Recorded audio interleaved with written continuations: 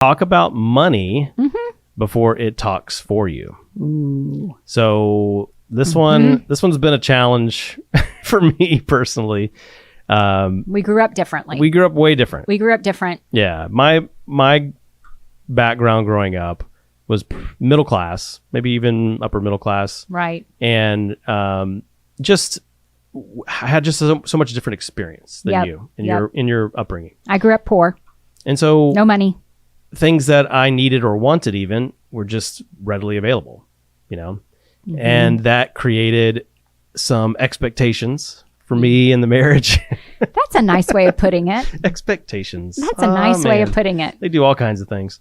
But for me, like learning how to talk to you about financial decisions has been, I think, something that's taken me a long time to learn.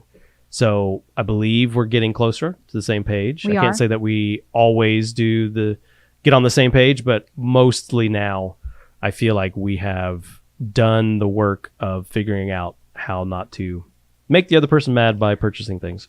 Well, and what we know is financial stress is the number one cause of marital conflict. Yeah. And that is very, very true. And we, in our experience and in other marriages that are around us, we see that, and whether, somebody is the spender, somebody is the saver. Well, maybe call them Scrooge too. Oh, you could be a Scrooge. Sure.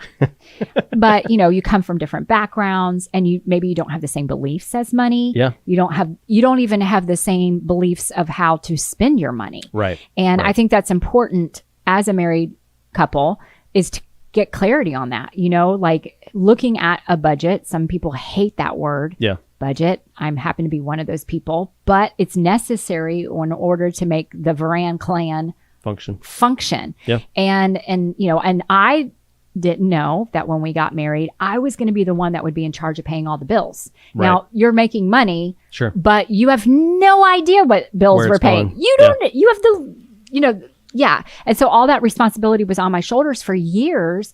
And I was kind of resenting you in it because we never really got down totally to the nitty gritty.